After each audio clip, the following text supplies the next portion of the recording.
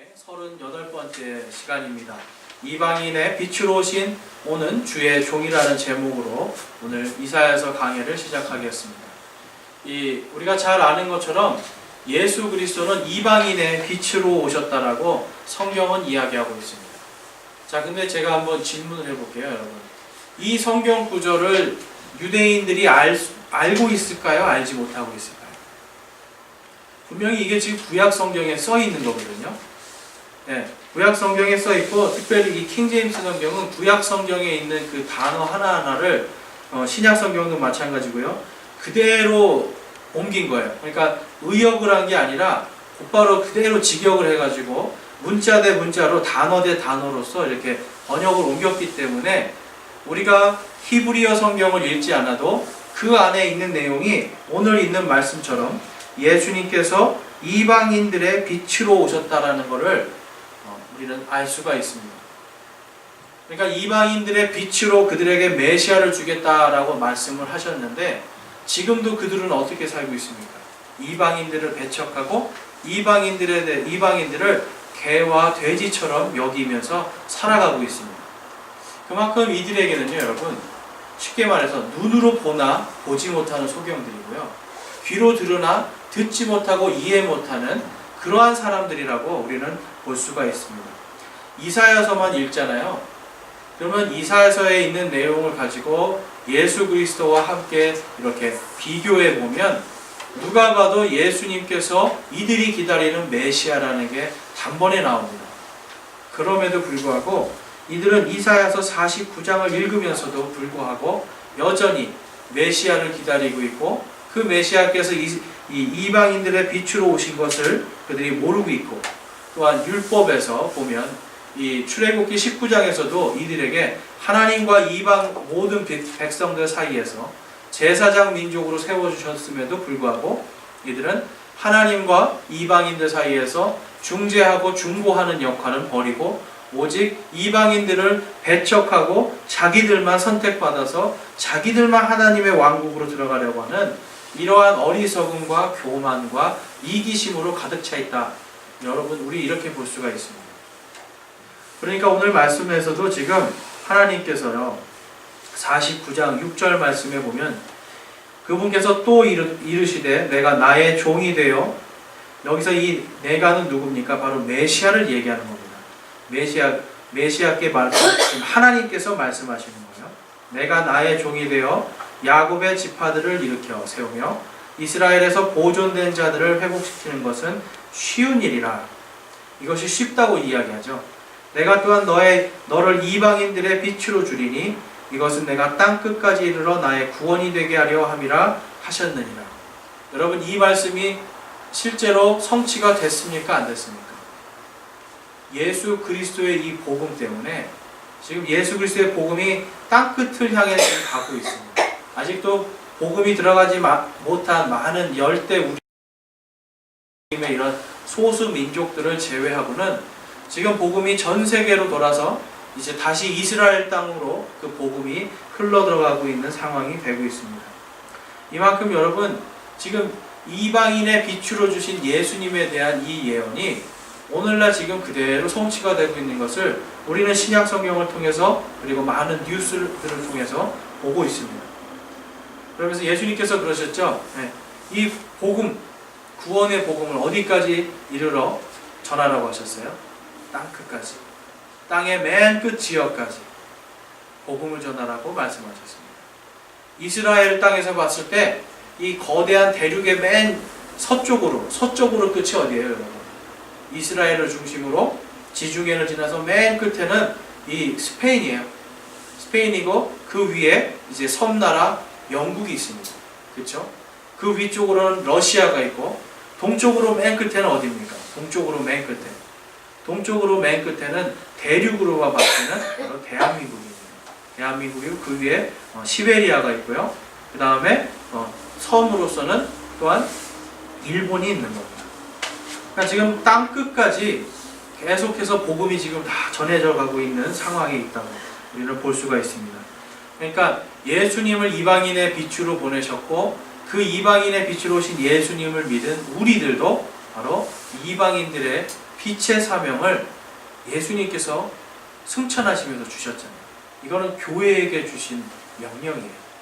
그래서 우리도 오늘 말씀을 통해서 정말 이방인들의 빛이 되는 삶, 예수님을 이방인들의 빛으로 주신 그 하나님의 뜻과 하나님의 마음을 한번 살펴보기 원하는데요. 우리 49장에 나오는 이 그리스도, 메시아의 모습에 대해서 한번 살펴보겠습니다. 예수님의 모습을 보면 이제 우리가 우리의 삶을 또 돌아볼 수 있겠죠. 자, 먼 곳에서 오는 백성들아 뱃속에서부터 내 이름을 언급하셨도다 라고 말씀하면서 지금 49장 1절에서는요 오 섬들아 내게 들으라 라고 말씀하는데, 제가 이 섬들이라는 개념이 성경에서는 어떤 개념이라고 말씀드렸어요? 이거는 진짜 이런 작은 섬들이 아니라 큰 대륙들을 이야기하는 거예요. 그러니까 이러한 온 섬들아라고 말씀하실 때는 온 이 땅에 있는 모든 백성들, 바로 온 대륙들에게 말씀하시는 겁니다. 내게 들으라, 먼 곳에서 오는 백성들아. 지금 먼 곳에서 오는 백성들아 라는 이 이야기가 지금 무엇입니까? 나중에 정말 예수님께서 다시 재림하셨을 때 먼 곳, 지구의 먼 곳에 있는 이런 백성들까지도 전부 다 바로 이 예수님께서 앉아 계신, 나중에 이곳에 천년왕국이 세워질 바로 이 예루살렘으로 오는 것을 보여주고 계십니다.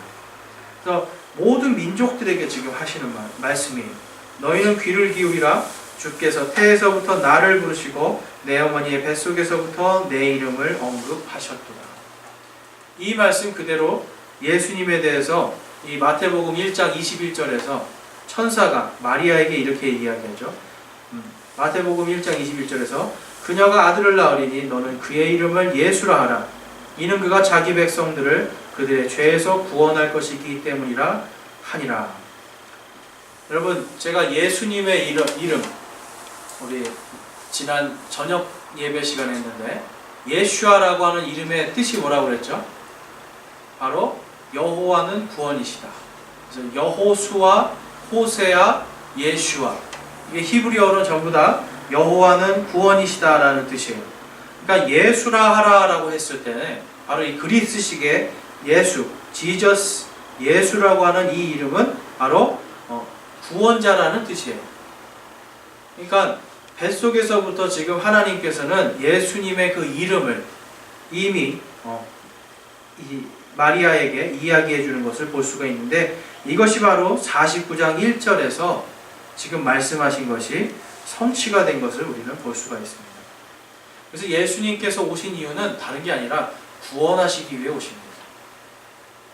그리고 2절 말씀에 보면 이제 이렇게 말하고 있습니다. 또 그분께서 내 입을 예리한 칼같이 만드시고, 예리한 칼같이 만드시고라고 이야기해요. 여기서 이 예리한 칼은 뭐냐면 sharp sword라고 해서 이 날카로운 날을 가진 검입니다.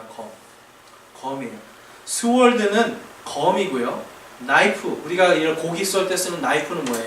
도예요. 여러분 이거 아세요? 과도와 그 다음에 우리가 쓰는 검의 차이는 날이 한 개가 있느냐 두 개가 있느냐 차이예요. 그러니까 양날을 가지면 검이고, 그리고 날 한 개를 가지면 도입니다. 그래서 여기서 말하는 거 보면 여기 양날 가진 검이라는 걸 알 수가 있는데, 우리 계시록 1장 16절에 예수님에 대해서 이렇게 말씀합니다. 그분의 오른손에는 7별이 있으며 그분의 입에서는 양날 달린 날카로운 칼이 나오고 그분의 용모는 해가 세차게 빛나는 것 같더라 라고 이야기하면서, 여기 1장 16절에 이 날카로운 칼이 나오고가, 양날 달린 날카로운 칼이 나오고가 바로 sharp two-edged sword라고 해서 양날 달린, two-edged는 양 끝을 얘기하는 거예요. 양날 달린 아주 날카로운 칼이다, 검이다라는 것을 알 수가 있습니다. 근데 이제 이것에 대해서 계시록 19장 15절에서 그분의 입에서 예리한 칼이 나오는데 라고 이야기하면서 한 번 더 말씀을 하세요. 여러분, 왜 예수님의 입에서 날카로운 칼이 나올까요? 주의 말씀, 바로 하나님의 말씀은 양날 달린 어떤 검보다도 예리해서 혼과 영과 및 관절과 골수를 찔러 어떻게 해요? 꿰뚫고 둘로 나누기까지 한다고 하잖아요. 그러니까 마지막 때 하나님께서 이 양날 달린 이 칼, 그러니까 아무것도 그 앞에서는요 예외가 없다는 거예요. 샤프하다는 거는 예외 없이 아주 날카롭게 하나님께서 심판하실 거에 대해서 말씀하고 있습니다. 그러니까 하나님의 말씀에 내가 이렇게 너희들에게 말하지 아니하였느냐라고 하면서 하나님께서 날카로운 검으로 심판하시는 때가 온다라고 지금 성경은 그것에 대해서 말씀하고 있습니다. 그러니까 예수님께서요, 여러분, 초림에는 구원을 위해 오세요. 그런데 재림 때는 무엇을 위해 오세요, 여러분? 심판을 위해 오시는 거예요. 그래서 우리가 항상 생각할 때 하나님의 사랑과 공의, 이 두 가지가 항상 존재한다는 걸 아셔야 돼요. 하나님은 구원해 주시지만 또한 그 구원을 거부한 자들에게는 양날 달린 어떤 검보다도 날카롭고 예리한 그 말씀의 검으로 심판하시는 분입니다.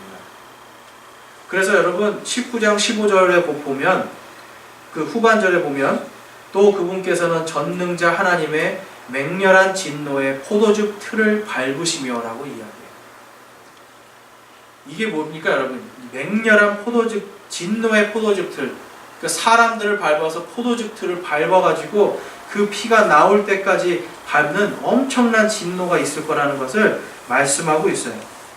이 뒷절에 보면 어떻게 나오냐면요, 이 쭉 해가지고 이 진노의 포도즙 틀, 그 진노의 포도즙 틀 뒤에 어떤 내용이 나오냐면 그분께서 그 검으로 민족들을 치시고 또 철장으로 그들을 다스리시리라. 또 그분께서는 전능자 하나님의 맹렬한 진노의 포도즙 틀을 밟으시며 그분께서 그분의 옷과 넓적다리에 왕들의 왕, 주들의 주라고 기록된 한 이름이 있느니라 라고 이야기해요.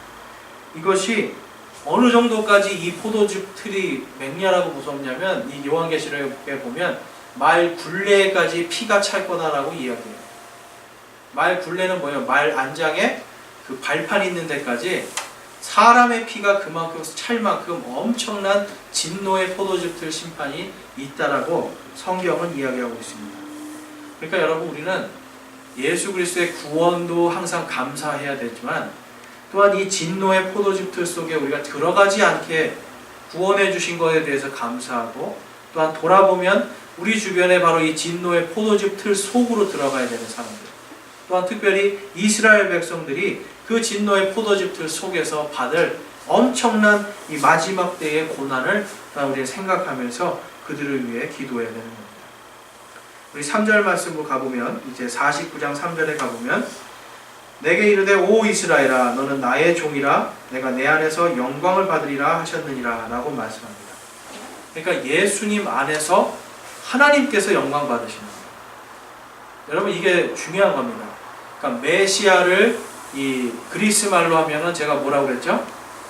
메시아를 기름 부음 받은 자라고 하는데 메시아를 그리스 말로 바꾸면 그리스도입니다. 그리스도. 그러니까 항상 그리스도 안에서 우리가 기도를 하잖아요. 예수 그리스도의 이름으로라고 할 때 우리는 예수 그리스도의 이름으로라고 하지만 영어나 그리스어로 가보면 in the name of Jesus Christ예요. 그러니까 in이라고 들어가. in은 뭐예요? 안에 있다는 거예요. 안에. 그러니까 in Christ. 영어로는 항상 예수님의 이름으로가 아니라 예수님의 이름 안에라고 우리 한국말식으로 하면 이렇게 될 수 있어요. 그러니까 예수님 안에서 하나님께서 영광을 받으시는 겁니다. 다른 것 안에서 이 천하에 하늘과 땅 아래 어떤 곳에도 다른 이름을 주시지 않았어요. 오직 예수님의 이름 안에서 하나님께서 영광을 받으신다. 그래서 이 이스라엘은 이 요한복음 15장 1절에서 5절 말씀 보면 나는 참 포도나무요 내 아버지는 농부시니 5절 말씀에 나는 포도나무요 너희는 가지니라 라고 말씀하는데, 여기서 보면 1차적으로 여러분 성경에서 이때는 아직 구약시대예요. 요한복음 15장 때는 아직 예수님께서 십자가에 달리기 전이기 때문에 우리가 여기서 참 포도나무요 할 때 이 참 포도나무는 누구를 상징합니까? 바로 이스라엘 백성들을 상징합니다. 그런데 이 포도나무는 이스라엘인데 나는 참 포도나무요 했으니까 뭐예요? 예수님, 내가 바로 진짜 이스라엘이다 라고 말씀하시는 거예요. 뭐냐면 다시 말해서 너희가 내 안에 거해야 된다라는 거예요. 육적인 바로 이스라엘의 백성으로서가 아니라 영적으로 참 포도나무이신 예수 그리스도 안에 믿음으로 거해야 된다는 것을 말씀하는 거예요. 여러분, 포도나무에서 가지가 떨어져 나가면 어떻게 됩니까? 금방 말라버리는 거예요. 이것이 1차적으로는 유대인들에게 적용하고 2차적으로는 이제 구원받은 우리 모두가 예수 그리스도의 그 줄기 안에, 그렇죠, 예수님의 그 줄기, 포도나무 줄기에 그 우리 포도나무들이 딱 붙어 있어야 돼요. 그래야 양분을 얻어서 열매를 맺을 수가 있는 건데, 우리가 이 포도나무에서 떨어지면 안 되는 거예요. 그래서 그 안에서 요한복음 14장 13절에 보면 너희가 내 이름으로 무엇을 구하든지 내가 그것을 행하리니 이것은 아버지께서 아들 안에서 무엇을 받게요? 영광을 받게 하려 함이라 라고 말씀해요. 그러니까 우리가 예수 그리스도 안에서 무엇을 구하든지 하나님께서 그것을 어떤 것으로 주시든지 하나님께서는 우리에게 영광 받기 위해서 그것을 주시는 겁니다. 그래서 고린도후서 1장 20절에 보면 하나님의 모든 약속은 그분 안에서 예가 되고, 이 예는 예스를 얘기하는 거예요. 예, 그렇습니다. 예가 되고 그분 안에서 아멘이 되어 우리를 통해 하나님의 영광이 되느니라.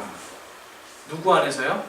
그분 안에서, 바로 예수 그리스도 안에서만 우리가 하나님께 영광을 돌릴 수 있는 거예요.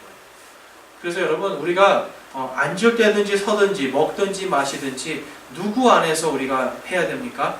예수 그리스도 안에서, 그분 안에서 하는 거예요. 그럴 때 하나님께 영광이 됩니다. 내가 예수 그리스도 안에서 하지 않냐면 그것은 헛되고 헛되니 모든 것이 헛되도다 하는, 바로 이 솔로몬의 고백처럼, 솔로몬이 여러분 엄청난 부귀영화를 누렸잖아요. 그렇죠? 솔로몬 성전에는 제가 보니까, 이 성경에 보니까 방패도 금으로 만들 정도예요. 방패가 엄청 크잖아요. 근데 그 방패도 금으로 만들 정도로 엄청난 부귀영화를 누렸음에도 이 솔로몬은 누구에게서 떠나가요? 하나님으로부터 떠나가고 율법의 말씀으로부터 떠나가니까 나중에 그가 다시 돌아와서 깨닫고 보니까 헛되고 헛되니 모든 것이 헛되도다라고 잠언 이 전도서에서 고백하는 거예요. 그러니까 우리도 마찬가지입니다. 우리가 예수 그리스도 안에 없으면 우리가 하는 것이 아무리 형통할지라도 그것은 헛되고 헛된 것이 되는 겁니다. 그렇지만 우리가 하는 작은 것 하나도 하나님께서 우리에게 약속하신 것처럼 예수 그리스도 안에서 했을 때 그것이 하나님의 영광이 되는 줄로 믿습니다. 그래서 여러분, 우리는 하나님의 영광이 되는 삶을 살아야 돼요. 5절 말씀에 보시면, 5절 말씀에 보면 나를 자기 종으로 삼으시려고 야곱을 자기에게로 다시 데려오시려고 태에서부터 나를 지으신 주께서 말씀하시되라고 이야기합니다. 지금 보면 여러분, 하나님께서 지금 아예 처음부터 이들을 흩으시기도 하고 다시 불러 모으시기도 하고 하는 모든 계획들을 바로 이 메시아에게 주신 것, 그리스도에게 주신 것을 우리는 알 수가 있습니다.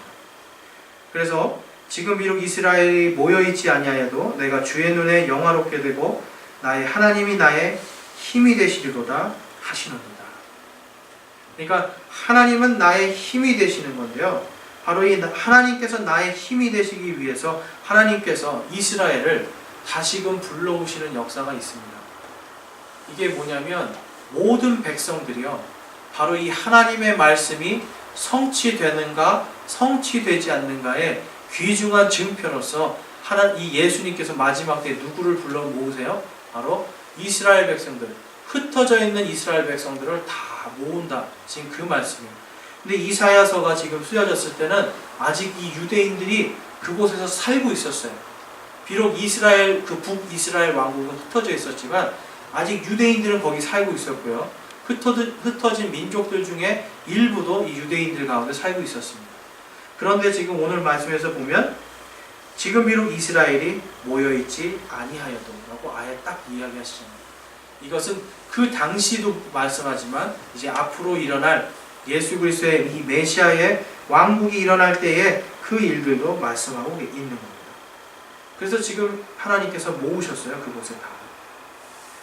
그래서 5절 말씀에 있는 것처럼 그 이유는 다른 게 아니라 주의 눈에 영화롭게 되고 나의 하나님이 나의 힘이 되시리로다 하는 그 고백이 이스라엘 백성에게서 나오게 하기 위해서입니다.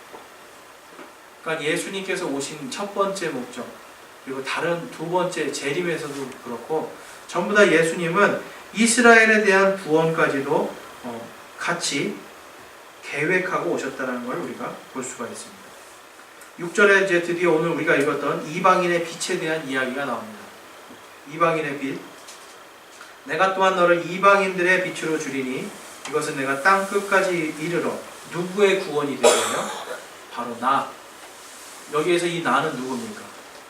바로 이스라엘의 하나님, 여호와 하나님의 구원이 되게 하려 함이라라고 말씀하고 있습니다.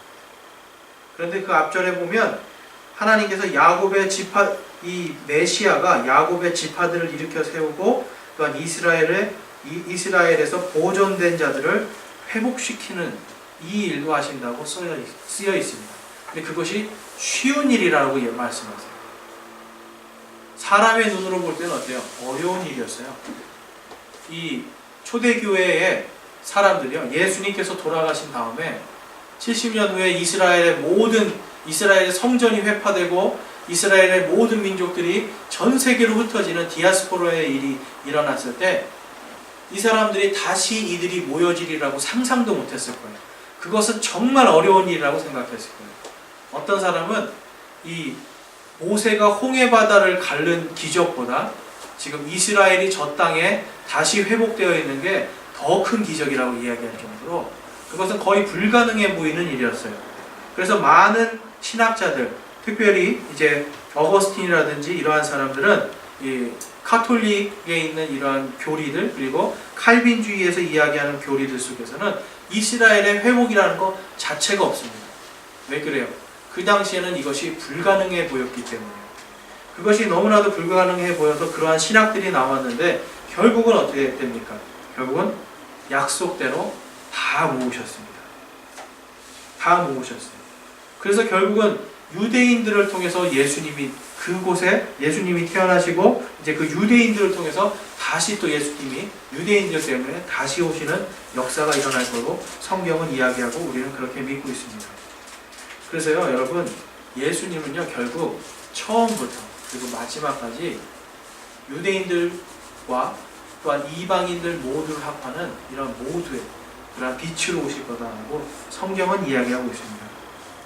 그래서 요한복음에서 이 말씀하시는 그 빛은 참 빛으로 세상에 들어오는 모든 사람들을 비추느니라 라고 이 요한복음 1장 9절에서 말씀하는데, 여러분, 유대인들에게도 당연히 빛이 되기 때문에 유대인이라는 말은 빼버리고요, 이 이사야서에서는 바로 이방인들까지 딱 지칭을 해서 이방인들의 빛으로 오신다라고 강조를 하는 거고요.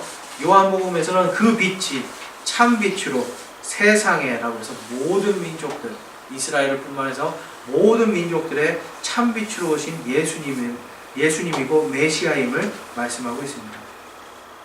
그래서 여러분 요한복음 8장 12절에 보면 그때에 예수님께서 다시 그들에게 말씀하여 이르시되 나는 세상의 빛이니 나를 따르는 자는 어둠 속에 다니지 아니하고 생명의 빛을 얻으리라 하시니라 라고 말씀하면서 요한복음에서 계속 세상에 이야기하면서 이방인들까지 다 포함된 전 세계적인 구원, 땅의 맨 끝이요, 땅 끝까지 하나님의 이 복음이, 예수 그리스도의 복음이, 그 하나님 아버지의 구원의 깊은 소식이 전해지는 것을 이 요한복음은 계속해서 이야기하고 있습니다.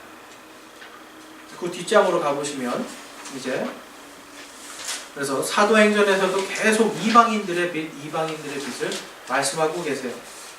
사도행전 13장 47절에 보면 주께서 이같이 우리에게 명령하여 이르시되 내가 너를 이방인들의 빛으로 세웠나니 이것은 내가 땅끝까지 이르러 구원을 위한 일꾼이 되게 하려 함이라 하셨느니라 하매 라고 말씀을 해요.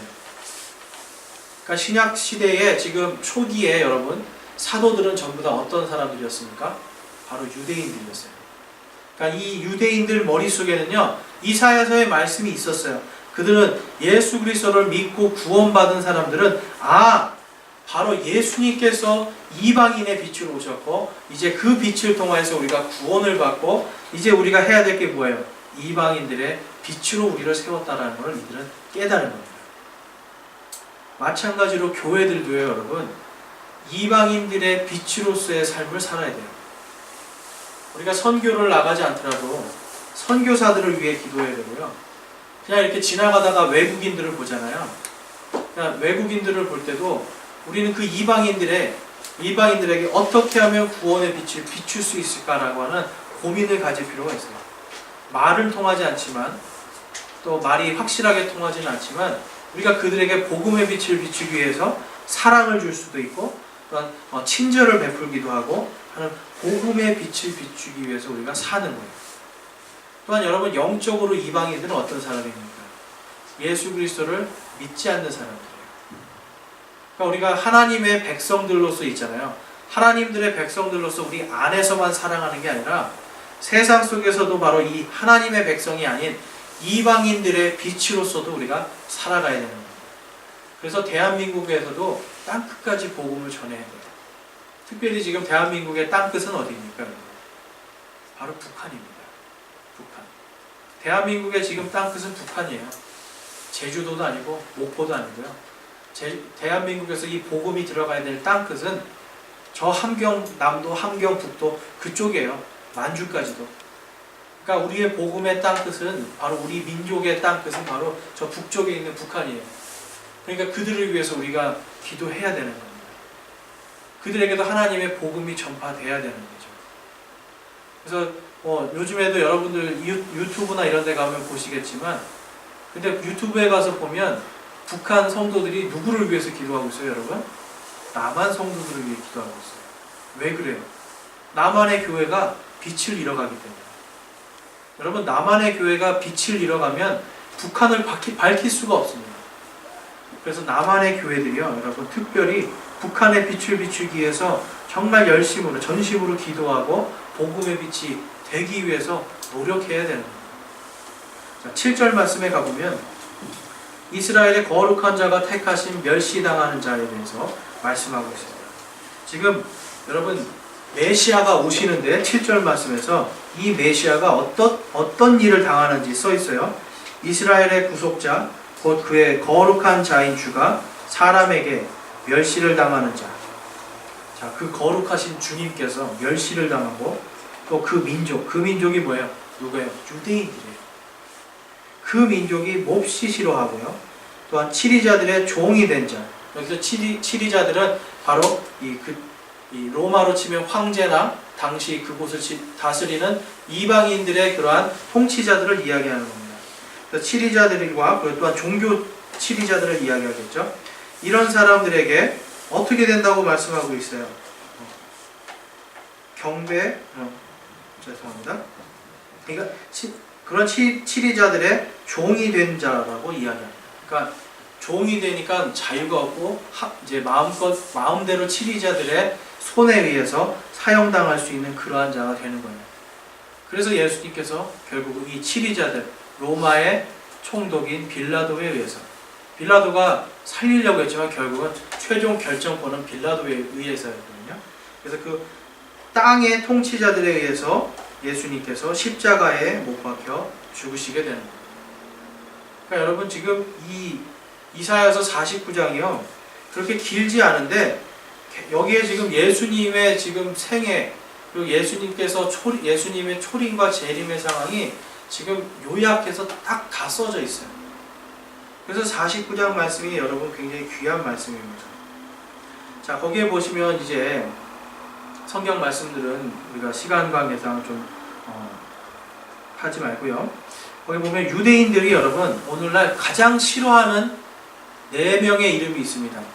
거기 뭐라고 써놨죠? 제가? 루터, 히틀러, 교황, 예수. 유대인들이 지금 제일 싫어하는 4명의 이름이에요. 자, 이 4명의 이름을 왜 싫어할까요? 여기에는 다 역사적인 이유가 있습니다. 자, 루터는 어떤 사람이에요? 개신교를 대표하는 사람입니다. 또한 히틀러는 어떤 사람이에요, 여러분? 유대인들을 가장 많이 죽인 바로 악마 같은 사람이죠. 그러니까 당연히 싫어하죠. 교황은 어떤 사람입니까? 천주교를 대표하는 사람이에요. 예수님은 누구십니까? 예수님은 바로 교황과 루터의 뿌리가 되는 사람이라서 싫어하는 거예요. 유대인들은 지금 계속해서 그들의 구원자를 기다리고 있는데 정작 지금 그 땅에 살고 있는 유대인들은 누구를 미워해요? 가장 미워해요? 예수님을 가장 미워합니다. 예수님이라고 하는 그 예수라는 이름을 가장 미워하게 돼 있어요. 그 이유에 대해서 한번 볼게요. 거기 교회사의 전체 흐름이라고 하는 그 도표가 있습니다. 거기에 보면요, 여러분, 성경이 있고요. 맨 밑에 큰 화살표에 초대 교회 시대가 있고 거기에서 사도시대라는 게 나옵니다. 그러니까 사도들의 그 다음 세대를 이야기하는 거예요. 이때 무슨 일이 일어나냐면 이때 바로 카톨릭의 교리들이 생겨나기 시작합니다. 그러니까 313년에 이 카톨릭이 완전히 이제 그 국교화되기 전에 그 전에 이미 성경에서 보면 유대인들과 같이 율법으로 구원받고 율법의 행위를 통해서 구원이 완성된다라고 하는 교리들이 생기기 시작했어요. 그러면서 이 천주교회라는 것이 4세기에 들어와서 생깁니다. 밀라노 칙령을 통해서 이제 어거스틴 그리고 이러한 사람들을 통해서 이제 천주교회가 쭉 내려가고요. 그 다음에 위클리프라는 사람을 통해서 이 위클리프와 그 다음에 이러한 위클리프를 통해서 성경이 번역이 돼요. 이 위클리프라는 사람을 통해서 성경이 번역이 되면서 이 성경들이 이제 이 유럽 땅에 퍼지기 시작하면서 독일의 루터가 종교개혁을 시작하게 됩니다. 그러니까 여러분, 말씀에서 벗어난 사람들이 다시 말씀 때문에 종교개혁이 시작되는 거예요. 왜냐하면 이 카톨릭이 쓰고 있는 사본의 성경과 그 다음에 루터가 쓴 성경 사본이 완전히 다른 성경이에요. 그러니까 성경에 안에 있는 단어들이 바뀌고 문장들이 바뀌니까 종교개혁이 일어납니다. 그것을 통해서 루터, 쯔빙글리, 칼빈, 이러한 위그노파는 뭐냐면 이 사람들이 이제 재침례 교도들이에요. 중간에 생긴. 근데 이 사람들이 중간에 생긴 게 아닙니다. 나중에 다시 설명해 드릴게요. 그래서 여기서 청교도들이 나오고 모디나 스펄전, 구세군 이러한 각종 이제 장로교, 감리교 이런 게 막 튀어나오기 시작하는 거예요. 성공이. 그래서 개신교가 됩니다. 근데 이제 맨 밑에 한번 보실게요. 이 초대교회 시대 때부터 성경의 말씀대로를 외친 사람들이 있어요. 이 사람들이 노바티안, 바울, 이제 보고밀파라고도 하고 와일도파, 후스, 그리고 연합형제단, 그리고 이런 곳에서 위그노파들도 같이 섞여 있습니다. 그 다음에 모라비아 형제단. 여러분, 이 모라비아 형제단을 통해서 누가 종교개혁에 또 앞장섭니까? 바로 존 웨슬리라는 사람이 모라비안 형제단의 이 믿음을 보고 성공회를 개혁해서 감리교가 튀어나옵니다. 그리고 플리머스 형제단, 이러한 좀 메노나이트 이러한 사람들을 통해서 이 초대 시대 때부터 쭉 해서 흘러내려온 바로 교파들이 있습니다. 이 사람들을 우리는 뭐라고 부르냐면 재침례 교도들이라고 이야기합니다. 그러니까 이 재침례 교도들을 통해서 오늘날의 신약교회라는 것이 계승돼서 계속해서 내려오고 있습니다. 그래서 저희 교회 같은 경우는 바로 이 신약교회의 전통, 이 계승되어서 내려오는 이러한 재침례 교회의 전통으로 지금 계속해서 예수님 당시부터 내려오고 있음을 믿습니다. 그래서 여러분, 이것이 왜 중요하냐면요, 위에 있는 카톨릭 교회 그리고 개신교회들이 전부 다 가지고 있는 신학이 대체 신학이에요. 그러니까 이스라엘을 우리 교회가 대체했다라고 이야기하면서 이들이 여러분 교리적으로 이것이 바르게 서기 위해서는 이스라엘 민족이 모이면 안 돼요. 그래서 가장 많이 이스라엘 민족들을 이 십자군 전쟁이라고 하는 것을 통해서 유대인들을 많이 죽인 사람들이 누구예요? 바로 가톨릭 교도들이에요. 그러니까 교황의 명령에 의해서 가톨릭이 엄청나게 많이 죽였습니다. 그리고 유럽 땅에요, 이 루터라든지 칼빈이라든지 이 사람들도 대체 신학 때문에 유럽 땅에 살고 있는 이 유대인들을 많이 죽였습니다. 박해하고 내쫓고. 그래서 이제 이러한 일들 때문에 유대인들이 예수라는 이름을 싫어하는 거예요. 예수님의 이름으로, 하나님의 이름으로 사람을 죽였기 때문에 유대인들은 특별히 예수님이라는 이름을 싫어하는 겁니다. 그래서 여러분, 이 마지막 시대에 지금 이 유대인들의 회복과 유대인들의 이러한 유대인의 이 회복과 다시 그곳에 그 땅에 서고 예수님이 그 오실 징조로서 보고 있는 이러한 사람들은 어디에 주로 소속되어 있냐면 맨 밑에 있는 화살표, 바로 재침례 교도들, 바로 침례 교회들이 지금 그러한 것들을 수백 년 전부터 외치면서 지금까지 내려오고 있습니다. 그래서 결국은 지금 어떻게 됐습니까, 여러분? 유대인들이 그 땅에 회복돼서 이제는 예수님께서 다시 오실 날을 기다리고 있는 겁니다. 그래서 여러분, 우리에게 이것이 굉장히 귀중한 겁니다. 우리 거기 뒷장으로 넘어가서 3페이지에 3페이지 보시면 이제 8절에서는 받을 만한 때 구원의 날에 보존해 주시기로 하나님께서 이제 약속해 주시고요. 그 다음에 9절에서 12절에 가보면 우리 지난주에 제가 잠깐 말씀드렸지만 12절에 보면 이들은 먼 곳에서 오며 보라, 이들은 북쪽과 서쪽에서 오고 또 이들은 시님 땅에서 오리라 라고 말씀하면서, 시님 땅은 이제 정확한 건 알지만 학자들은 중국이라고, 제가 중국일 것이다 라고 말씀드렸죠. 그리고 지지난주죠. 그때는 제가 각 러시아와 그리고 중국, 인도에 있는 이 유대인들에 대해서 제가 보여드렸습니다. 그러니까 전 세계에서 다 불러 모으시는 거예요. 마지막 때가 되면. 근데 여러분 생각해 보세요. 마지막 때 왜 그들이 다 모일 수밖에 없게 될까요? 하나님의 섭리예요. 하나님이 이제 마지막 때에 전 세계를 이제 마지막 심판으로 이끄시기 위해서 그들을 다 모으실 겁니다. 그래서 벌써 인도에서도 인도에 있는 유대인들이 지금 어디로 다 가고 있어요? 유대 땅으로 지금 들어가고 있어요. 다시 back to 예루살렘이라고 해서 다시 막 돌아가고 있는 일들이 지금 벌어지고 있습니다.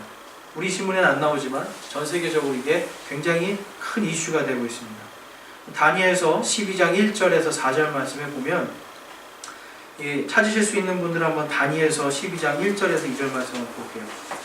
다니엘서는 그 뒤에 에스겔서 뒤쪽까지 가면 있습니다. 그래서 다니엘서 맨 끝으로 가보면 12장에 이렇게 말씀합니다. 12장 1절 말씀에 보면 마지막 때에 이제 유대인들에 대한 예언인데요. 그때에는 마지막 때를 이야기하는 거예요. 내 백성의 자손들을 위하여 일어서는 큰 통치자 미가엘이 일어날 것이요. 또 고난의 때가 이르리니 그것은 민족이 있은 이래로 그때까지 결코 없었던 고난일 것이며, 그때에 내 백성이 구출받되 책에서 발견된 바 기록된 모든 자가 구출을 받으리라 라고 말씀해요. 그러면서 2절 말씀에 땅의 티끌 속에서 잠자는 자들 중에 많은 사람이 깨어나 얼마는 영존하는 생명에 이르고 얼마는 수치와 영존하는 치욕에 이르며 라고 말씀합니다. 땅의 티끌에서부터까지 하나님이 다 불러 모으시는 거예요. 그러니까 이것은 뭐냐면 마지막에 엄청난 대환란 속에서 그 환란과 그리고 마지막 때 하나님께서 다시 이 부활에 대해서 둘째 사망과 그리고 둘째 부활에 대해서 지금 하나님께서 이 다니엘서 12장 2절 말씀에서 다 하는데요. 이게 뭐냐면 결국은 마지막 때 하나님이 사람들도 다 불러 모으고요, 죽은 자들까지 다 불러 모아서 하나님께서 심판하시겠다라고 하는 하나님의 강력한 의지입니다.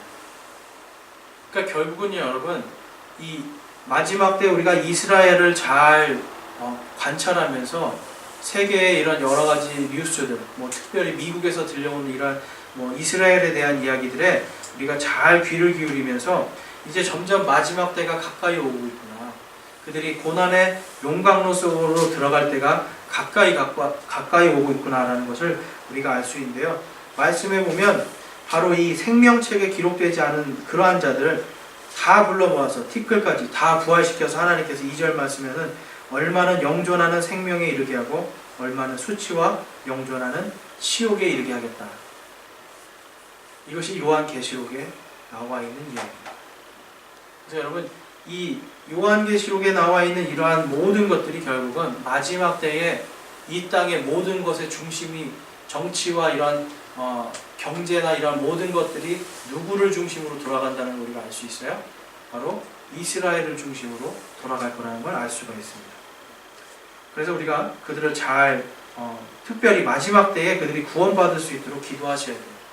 거기 도표에 보면 유대교가 있고 그 다음에 기독교, 그 사이에 메시아닉 유대교라고 하는 도표가 있습니다. 요즘에 어떤 사람들은요, 여러분 이 메시아닉 주라고 하는데요, 이 메시아닉 유대교로 가야 구원받을 수 있는 것처럼 이야기해서 이 유대교로 개종하는 사람들이 있어요. 그러니까 유대교로 개종하는데 이 메시아닉 유대교로 개종을 하는 사람들이 있는데, 이것은 굉장히 잘못된 일입니다. 왜냐하면 예수님께서는 누구의 빛으로 오셨어요? 이방인들의 빛으로 오셨기 때문에 굳이 우리가 유대인이 될 필요가 전혀 없는데, 지금 성경 해석을 잘못하고 있다 보니까 이 메시아닉 유대교로 가야 구원받는 것처럼 생각하는 사람도 있어서 그리로 가고 있어요. 여러분들 그런 분들 만나면 이방인의 빛으로 오신 예수님이 라는 뜻이 무엇인가를 여러분들이 생각하시고 설명해 주면 좋겠습니다. 이 메시아닉 유대교의 문제점은 뭐냐면, 이들이 지금 예수님을 믿고 예수님의 재림을 기다리고 이제 제3성전이 있기 전에 자기 민족들을 구원해야 되겠다라고 하는 강렬한 복음의 열정들이 있는데, 다 좋은데 한 가지가 뭐냐면 이들이 과정신학이라는 것을 따라요. 과정신학을 영어로는 이 프로세싱 티오리라고 하는데, 뭐냐면 예수님 믿고 구원을 받고 그 다음에 율법을 행함으로 구원이 완성된다고 생각해요. 그러니까 율법을 다 행하지 않냐면 구원받았지만 나중에 구원받을 수 없는 상태가 될 수도 있다라고 보는 거예요. 그래서 이 과정신학이 지금 우리나라에도 굉장히 많이 들어왔기 때문에 이 과정신학 때문에 사람들이 지금 메시아닉 유대교로 넘어가는 사람들이 우리나라에도 있고요. 메시아닉 유대교를 굉장히 우러러보고 그들의 삶에 대해서 많이 조명하는 그런 것들이 유튜브에도 나오는데, 우리는 그 안에서 좋은 건 취하고요. 바로 이 과정신학이라는 거는 우리가 배제해야 됩니다. 갈라디아에서 말하는 이 당시에 있었던 다른 복음, 맨 밑에 보시면 다른 복음이 뭐냐면 바로 이 과정신학이에요. 과정신학. 구원은 받지만 율법의 행위 없이는 구원받을 수 없다라고 가르치는, 바로 구원과 이 율법의 행위를 강조하면서 행위로 완성시켜 가는 복음이 과정복음이고요. 그 다음에 구원은 받았지만 이 대체신학처럼 우리가 구원은 받았지만 우리가 아직은 구원받은 게 아니라 죽어봐야 한다라고 이야기하는 이러한 예정론 같은 것들도 다 다른 복음입니다. 그래서 갈라디아에서는 바로 이 다른 복음을 구하지 말라라고 이야기합니다. 여러분, 우리가 이제 오늘 이 이방인의 빛으로 오신 예수님에 대해서 보았는데요. 여러분, 예수님께서 이방인의 빛으로 오신 바로 그 그리스도, 바로 그 그리스도 안에 있을 때 우리가 하나님의 영광이 된다는 것을 믿으시기 바랍니다. 다른 것에 영광이 있는 게 아니라 바로 이방인의 빛으로 오신 그 그리스도 안에 있을 때 이방인 성도들과 우리 이방인 교회들은 하나님의 영광이 될 수 있는 겁니다. 그래서 마지막 때에 더욱더 우리가 유대인들을 위해서도 기도하고, 또한 우리 민족, 특별히 북한을 위해서 더 많이 기도해야 되고요. 그리고 한국 교회를 위해서, 빛을 잃어가는 한국 교회에 대해서 또한 기도해야 됩니다. 정말 한국 교회를 위해서 기도하고, 또 누구를 위해서 기도해야 돼요, 여러분? 불이 꺼져 있는 우리 가톨릭 신도들 위해서, 그 사람들을 위해서도 기도해야 돼요.